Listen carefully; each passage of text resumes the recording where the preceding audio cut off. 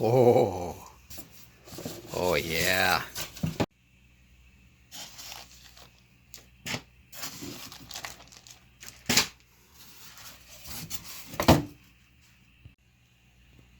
Oh my word. This is absolutely immaculate. Look at this. None of this grease is dried up. Like all of this, none of this is seized or anything. I think this thing's been well taken care of. I wanted to make sure that these guides aren't stuck like all those 12-volt vids. So I don't want that gear to break, or that gear there. But it looks good. I think I'm gonna put this together and power it on. Here's a look at the front. And despite the gobs of light that I throw at this thing, it is such a deep, rich, polished black that it is very, very hard to film. Beautiful though. And of course the fingerprint magnet.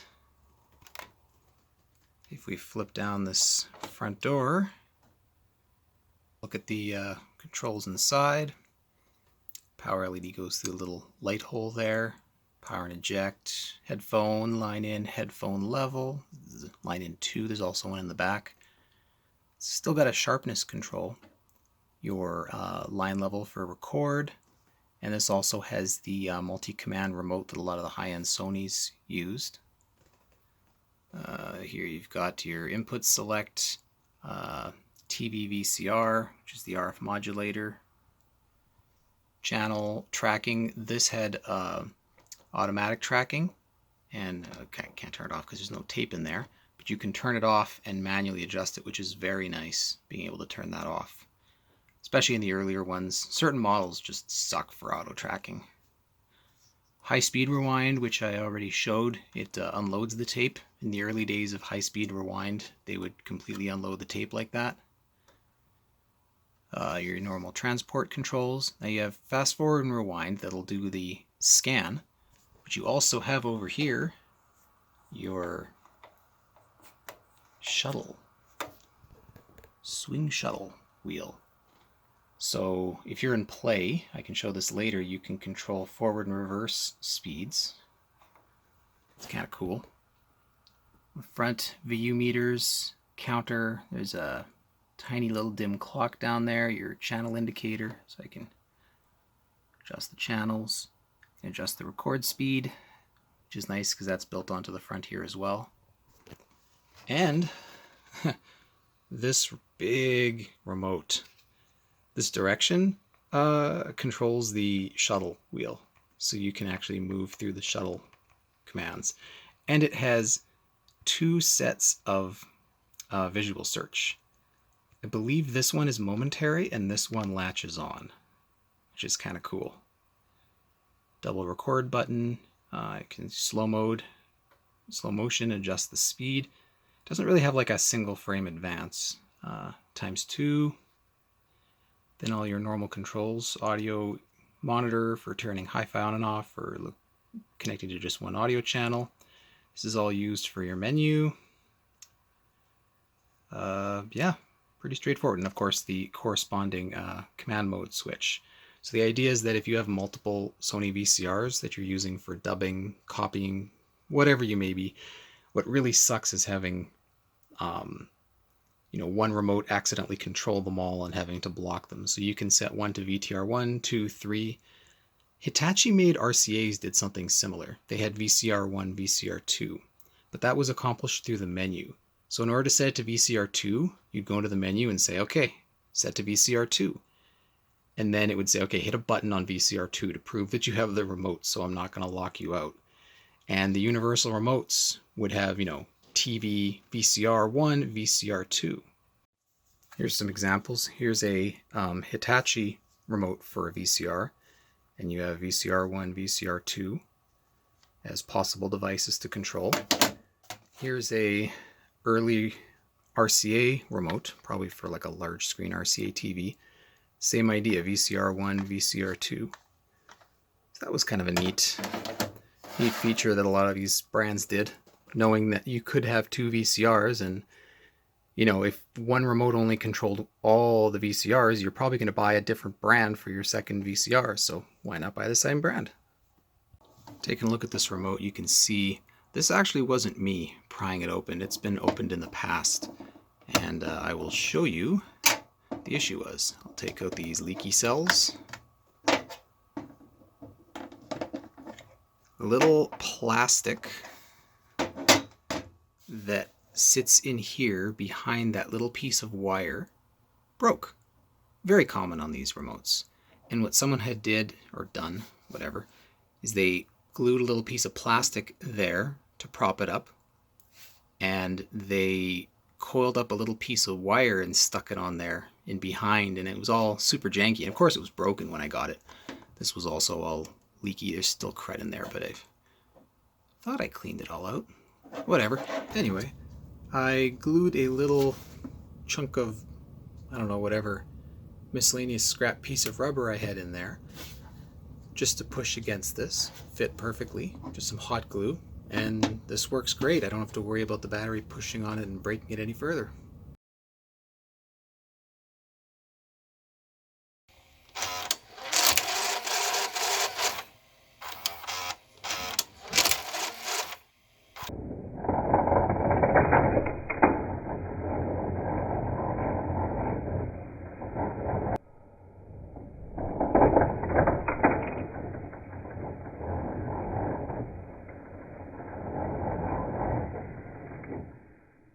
Maybe I'll need to check the bottom again to make sure everything is actually greased properly.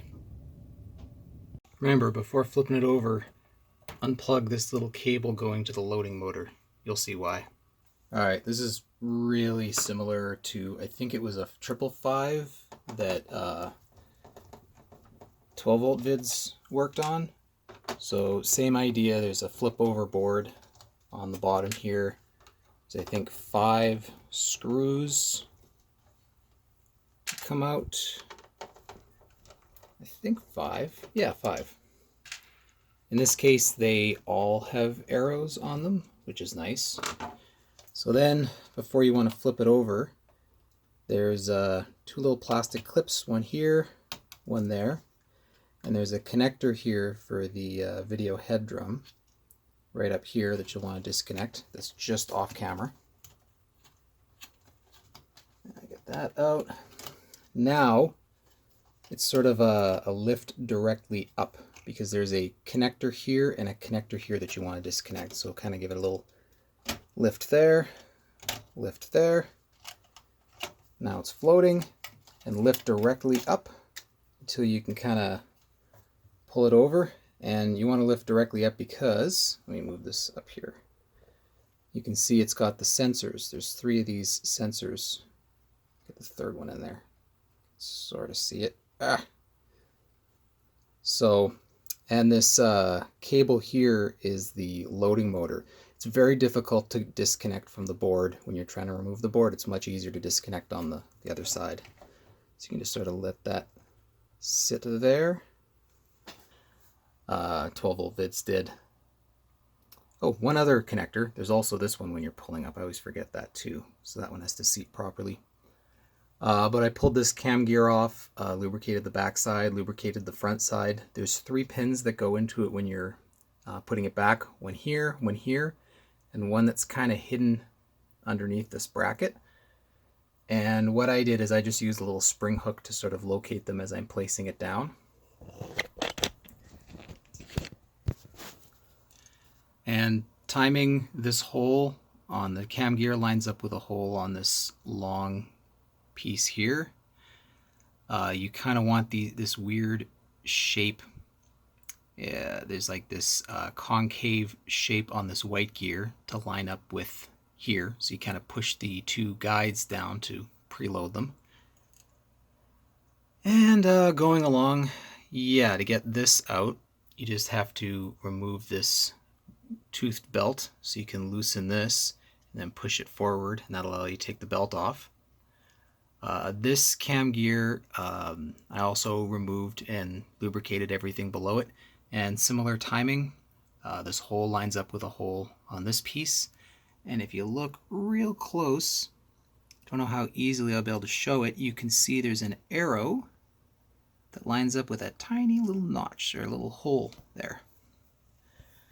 So yeah, thankfully this machine is real easy to get the timing right on.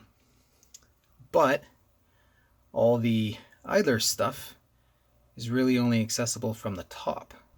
And of course, when you're putting it back, it's just the reverse. So you lift it high enough where the 3 sensors can just drop directly down into those holes. Lightly sit this here. Before you put it in, obviously, this connector in the corner, I always forget. Remember to kind of pull it up above that copper plate so that you can plug it in. That's plugged in. Just sort of sit this. You can pop these 2 connectors in place. There and there, they should go in nice and easy. Shouldn't put up any difficulty. Then put it underneath these 2 white clips, like so. And the last connector's right here. And now that it's sitting well, screw it back in.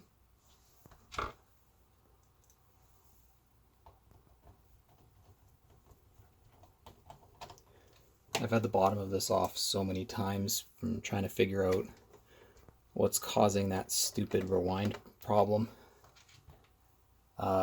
The plus side is it's a lot quieter in operation now that everything's lubricated.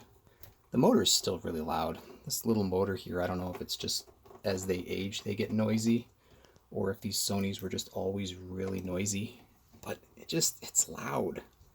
All the operation is just meh, meh, meh, meh.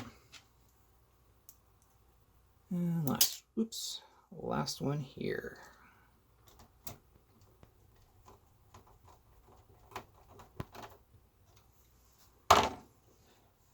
And then to put the bottom back on,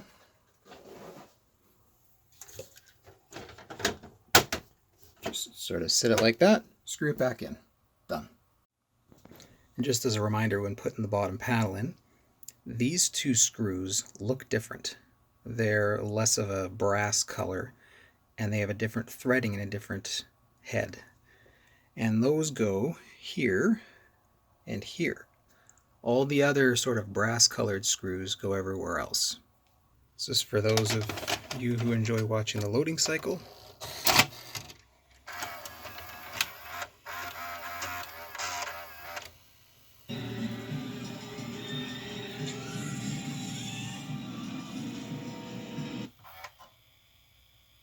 And of course I have it plugged into monitor out, so it's going to show the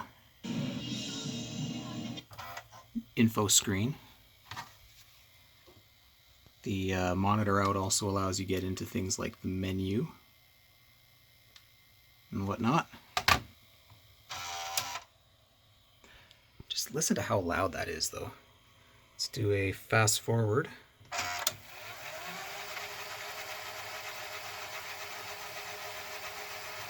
Do a rewind.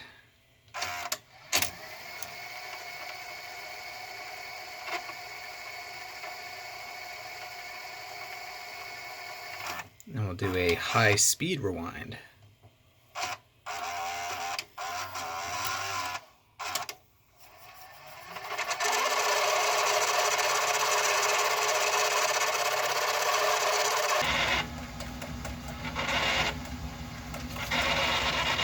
Alright, I've decided to go in for it. I was groaning and not looking forward to taking this front off. Holy crap, did Sony ever make it easy. Look at this.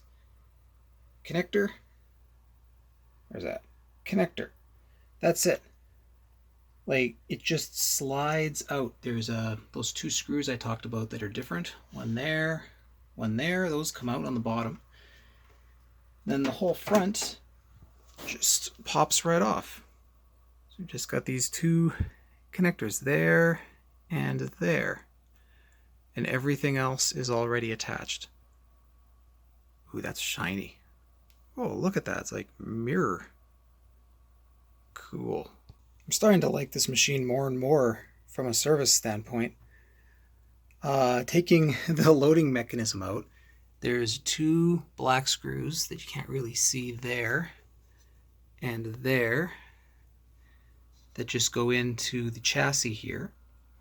There's a screw here, a screw there, and then there's also a plate that runs from over here onto the loading mechanism. So 6 screws total, little plate there and the front plate, and it comes out. Damn. Alright, so first off, this top cover needs to be removed. There's a little clip on this side and a clip on this side, and it should just lift right up.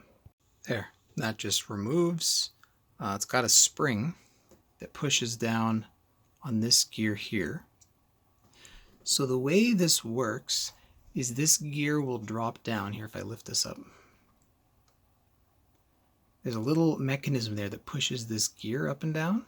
Now this is the direct gear for like high-speed rewind that skips, I think regular, it might just be high speed, I don't know. But it skips the idler altogether, and then this black gear drives it, and then it directly couples to this gear, which drives that reel table. But when this gear is pushed up, it'll spin freely, and this, and this will mesh. Now, of course, when this gear is lowered, this idler is pushed so that it's sitting away, so you don't drive it with two different gears and mash them together. Anyway, what I have done is I've put some grease on here, some grease on there. As you can see, I've greased the top of this where that spring sits. I also took that little spacer, that washer out, and greased the back side of it. I cleaned out the inside of this piece here, and I greased this post. Now, to remove this, as you can see, I've been in here twice. I lost the footage of the first one, so we're doing this twice. You just pop this little clip off, and you can just pull it with a screwdriver and pop it off with your finger. So I've just removed it. And then this whole idler assembly comes out. And what I'm doing is I'm greasing this piece here and inside there and that post. And what you want to do is you want to remember where it sits in relation to this plastic piece here. If I can get some light there. So it sits on the rounded side right there. It doesn't sit outside, it sits here. This could have been slid over, and then you'll see the post that's actually under here, and it's rounded. See, it's rounded there, and it goes rounded up again. So you want to be on that side. This side, not this side of it. While I'm at it too, it's easy to remove these and put a little bit of grease on there. I got way more than needed right now. You can just sort of grease this up as well. Lube. There we go. Once that's all done, it's just a matter of putting, oops, I got that backwards. It's a matter of putting this back. Now, this side has a bit of a slot, whereas this is just a hole. So this side needs to go in first, and this is going to be damn near impossible to do one-handed. But just trust me when I say that you want to put this post in first, and then that post, because that's slightly slotted in second.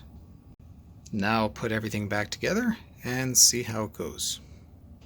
Alright, I have it back together. Let me just hit play. So now if I go to rewind, nice and clean, very smooth transition. So, taking a quick look at it. I haven't set the clock yet. The clock is the dimmest part of the VFD, I guess because it's just sat off like this for so long. Flip this down, power on, nice green light that shines through the little light tube. Dampened door on the front here. Then you get the rest of your display and all the controls here that I already sort of showed off. And by default, when you turn it on, you get all this wonderful on-screen display, which I appreciate that they gave you two outputs to be able to avoid that, but it would be nice to either have it default off or have a button here to turn it off. Because if you don't have the remote, you're kind of stuck switching between the outputs. Luckily I do, and data screen will turn it off. Now there's no tape in there, so it's not going to give me the remaining, but let's pop a tape in. Pop just this junker tape.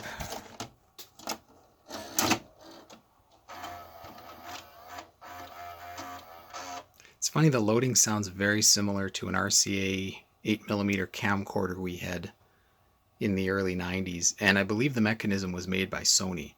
So that's a pretty typical Sony sound.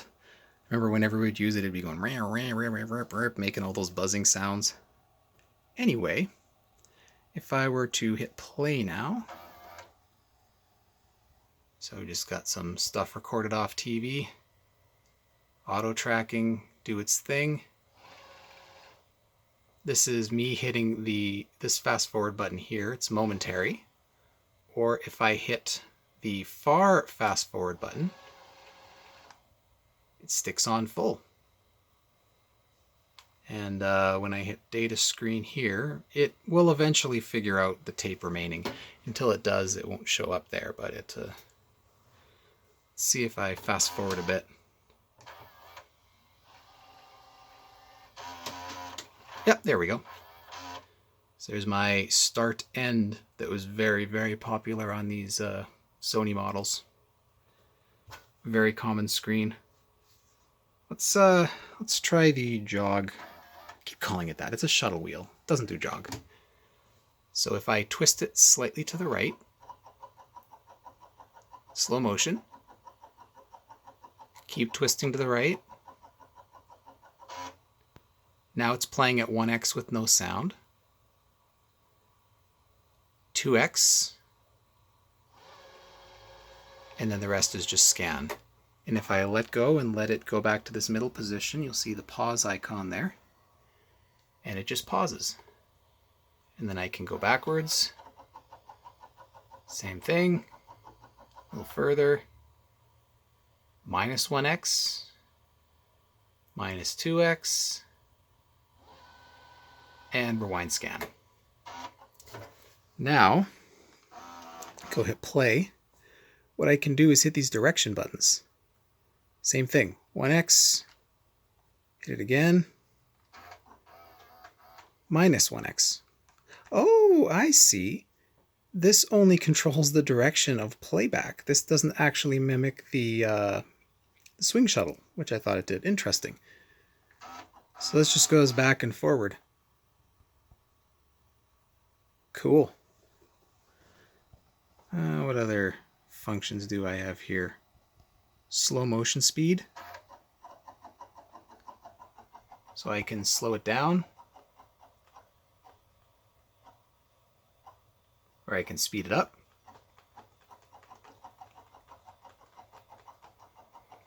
I can go 2x. Pause. Yeah, so all the controls can either be done on the front with the swing shuttle or on the remote. Let's go into the menu. See what the menu can do. So it's got a nice arrow keypad. What's auto menu? Auto menu, play, rewind, power off. Go to 0, stop. Go to 0, play. What? Okay, let's pick this. Rewind, play. Oh! So I can just tell it to do things from the menu. That's really cool. So this is, I just set this to rewind and play. So I could go into the menu and tell it to like, yeah, now it's playing. There's nothing on the tape yet, but there will be. Very cool. Let me fast forward a little. There we go. So if this were in like a classroom environment, I could say, okay, play, rewind, power off. Then I could go over to the teacher's lounge and just chill. Not saying they did that, but I could. why I'm not a teacher. Auto repeat. Wow. This has a lot of capability in here. Timer set check. It's probably just for the timer recordings. Can't get in there because the clock's not set. Mode set. Auto antenna select. Auto stereo. Clock display on. So I can shut the clock display off. Okay, so I just shut it off. Now, what happens if I turn this off?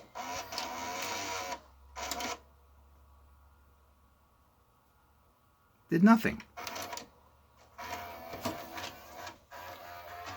What was that about then?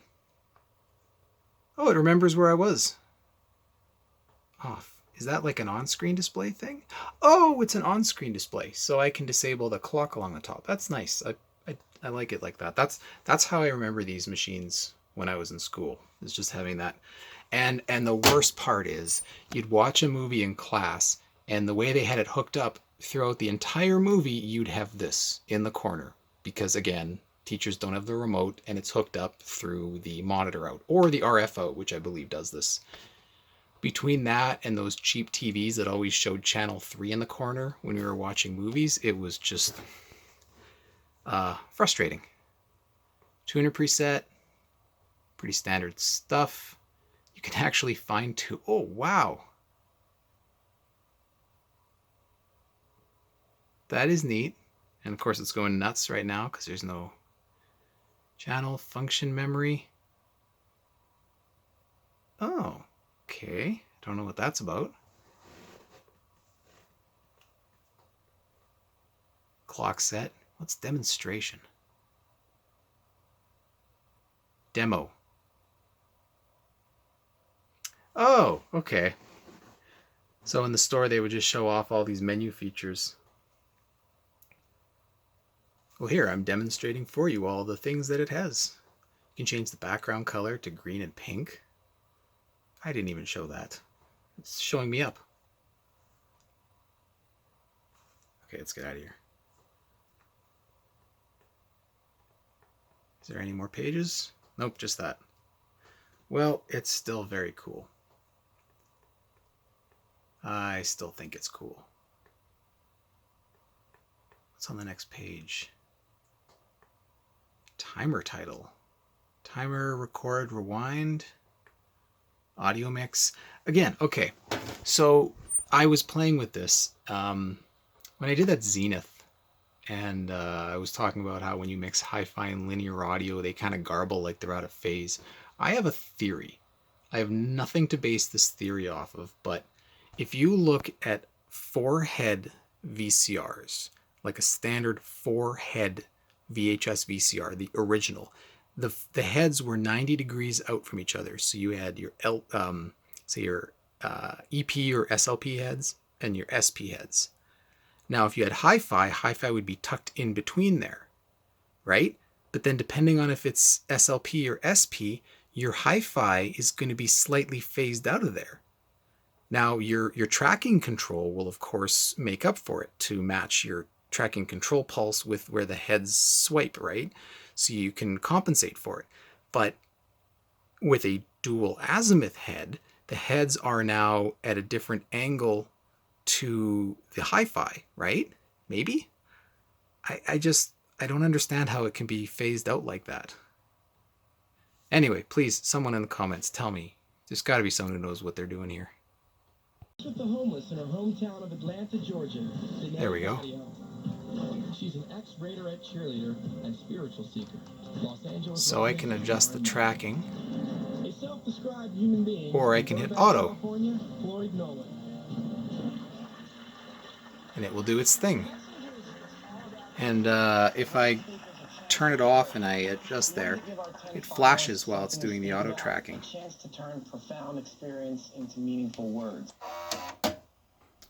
Pretty neat.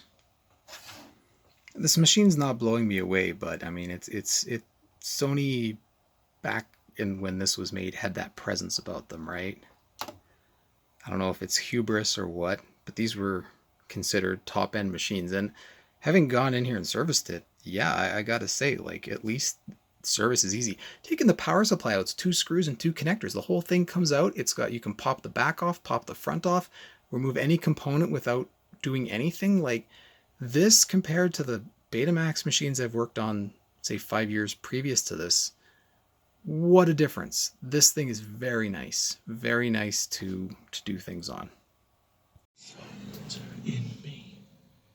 So I think it's kind of unfair to just do a comparison using a crappy recorded off TV EP tape.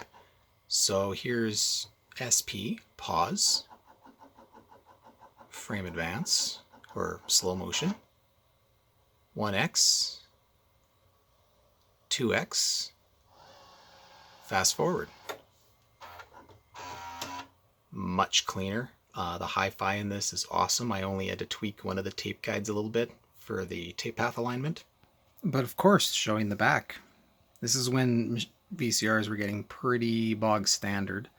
You have your Control S, which is common on a lot of Sony machines, so that you could, I guess, link them together for editing, or have some master controller. It was literally in that brochure and I already forgot.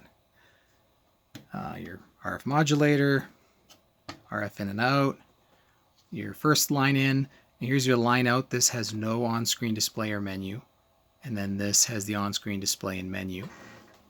Power supply juts out the back here, runs nice and cool compared to some of the earlier ones that I've looked at. Here's a model number. And yeah, power supply, the power cord's attached to it, so you can just pop the whole thing right out and you just have this hole sticking out the back. Very nice. And this came with everything, including the original Invoice, bought in March of '91 at the Sony store. I actually remember that Sony store. I remember begging my dad to go there to look at stuff. And the SLV-575, and with bonus 2 tapes. Okay, so you got a total of 4 tapes, and the machine was $649. By the 90s, I mean, VCRs were getting cheaper. $649 was a lot for a VCR in 1991, but if you compare to the 80s, it was actually a steal. And check this out. The bag that the tapes came in. That is really cool. The 90s, early 90s Sony Handycam on the bag. As I said, this came with all the service history, all the times it was brought in for maintenance, repair, power supply. Let's see here. Shuts off, clock doesn't work, repair. Something about broken solder joints. It's hard to read.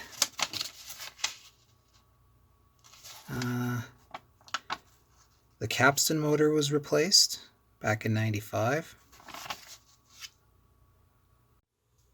And of course the user manual. I'll probably never look in this, but I'm very happy that it came with it.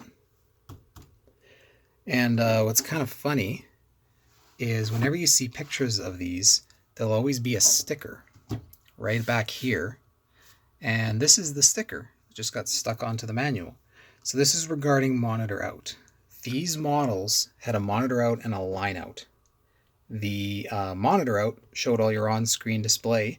Your line out was useful if you're dubbing, or if you don't care about on-screen display, it would never show any menu or whatever. So this is basically saying, hey, when you use a color monitor or a TV equipped with audio-video input, be sure to connect them to monitor out for on-screen display. If you connect to line out, certain operations using the menu display, such as tuner presetting, cannot be performed. I remember this exact sticker on my 7... What did I say it was? On that fancier one that I owned a while ago that never worked. Same idea. I think all the high-end Sonys did this at the time. And of course, want to take a look at this wonderful brochure that it came with. The Sony Total Home Video. This is the 1990 brochure. And of course they start out with their top of the line Super VHS SLV-R5. And with these little icons showing all the different features. SVHS, edit monitor. It'll actually show you, yeah, the input and what you're recording and all sorts of stuff. Pretty neat.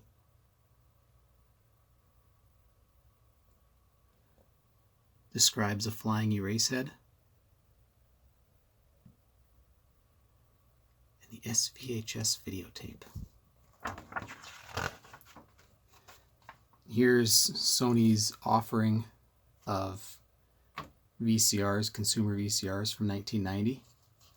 So besides the SVHS, I guess one of their top end was the SLV-575. I actually had this for a brief period about 10 years ago. I bought it at a thrift store because it looked super awesome. The whole front is a door that flips down. So the door actually goes up and around here and flips down to show everything. Mine didn't work. I didn't have interest in fixing it, so I gave it away. But wish I would have kept it. It was super cool. Here it's showing the automatic head cleaner, which luckily was removed from this machine in one of its past servicings. And going down, you have the SLV-676. And this one has the jog dial, or sorry, the shuttle control on the remote and the VCR. I can't remember if this had a shuttle control on the inside. Yes, it says swing shuttle, so it had a shuttle control on the inside there. This one still has the flying erase head, which both of these ones have. Then we go down, this SLV-575, which is the one that I have here. This one has all the same features but does not have a flying erase head and doesn't have the audio and video editing features. Then you go down to the SLV-373. Weirdly enough, no swing shuttle control on the remote, swing shuttle control on the remote, but this is a non-hi-fi model. So this is just 4-head mono. I remember seeing some of these in my school. When I was a kid, the schools all had Sony products. Sony Betamax machines, Sony VHS machines. So I remember seeing, not this one, but I think this one and maybe some of the stereo versions.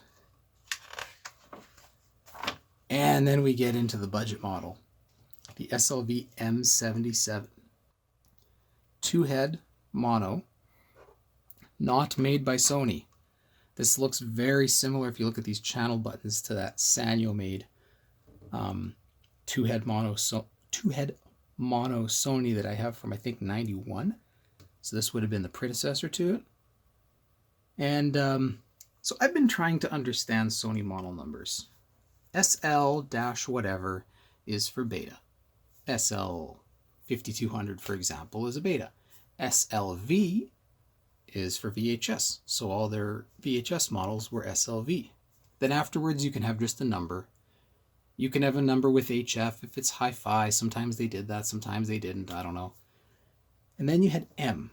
In the early 90s there was M, and I believe that was non-Sony made, so they're budget models. They all seem to be Sanyo. Going a little further into the modern VCRs, in the late 90s, early 2000s, you have SLV-N. And I know in a 12-volt vids video he mentioned they were non-serviceable, non-repairable. I can't remember what he said, but the N stood for basically it breaks, you don't have service manual, service data, and I believe that's because they were all made not by Sony. They were Samsung machines. So I haven't been able to find anything online to sort of clarify the difference in the model numbers. But I believe that's what these mean. And of course, SLV-R, that is all the SVHS models that they made. Anyway, carrying on. More information. Here's a VHS comparison chart between the models. And they were still pushing their Betamax. The SL-HF-860D, which is weird because this is a 1988 model. Like, there were newer models after this, from my understanding. I don't know why they were still pushing this one. This is an old one. I know because I have this one. A recent acquisition. This had that those digital special effects that I showed on that RCA VMT 400 that were very popular in the late 80s. You know, picture-in-picture, freeze, do special effects, mosaic, pixelization. Yeah, here it shows some of the descriptions for it. So you can do multi-strobe, where it shows frame after frame in different grid arrangements. Picture art, mosaic art, picture-in-picture. You can digital zoom, which was kind of a novelty back in the 80s. Flash motion. So it'll pick every X number of frames. Stop motion. Digital recall is kind of neat. What this does is this will show you the last image that was available to the digital frame buffer. Digital scan. Scan for a desired scene at up to 60 times normal speed in beta 3. Oh, I haven't actually tried that. Neat. And then there's the lower end Betamax model. They were showing off the SLHF-360. Super beta, also hi-fi, no digital effects, but yeah, still seems fairly capable. More stuff about beta. An improved video head. 50% more durability. Super beta hi-fi.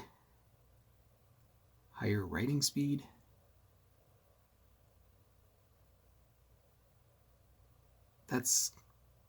See, now this is just getting into, comparisons between beta and VHS, I think. Beta scan, remote commander. I mean, I think you're stretching with a lot of these. Super mechanism. Here's the comparison of the models for those who want to pause and see.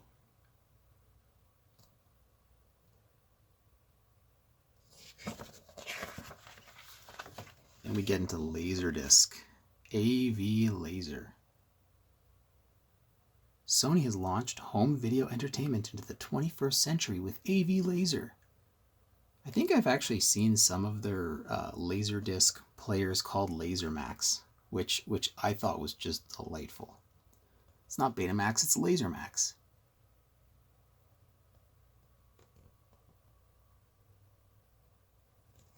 I'm not super knowledgeable on Laserdiscs, so I'm just gonna pan over this if anyone's interested.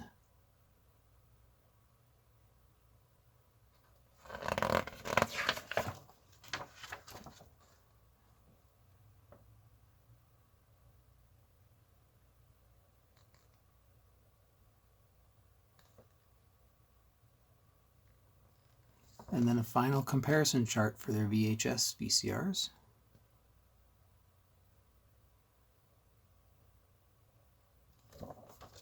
Neat. Now I believe this means that it's a brochure from the 90s. VCR, BR brochure, English, 1990. If anyone is familiar with my old test tape, yeah, I needed a test cassette and I didn't have one. And it turns out these modern store-bought movies are made of such brittle plastic that I did this with my hands. And it actually works quite well. I even put that little tri-wing screw back in just to piss people off. So yeah, this is how I was able to check the idler with the tape inside. For those who enjoy watching the loading cycle. Oh, and always remember, plug the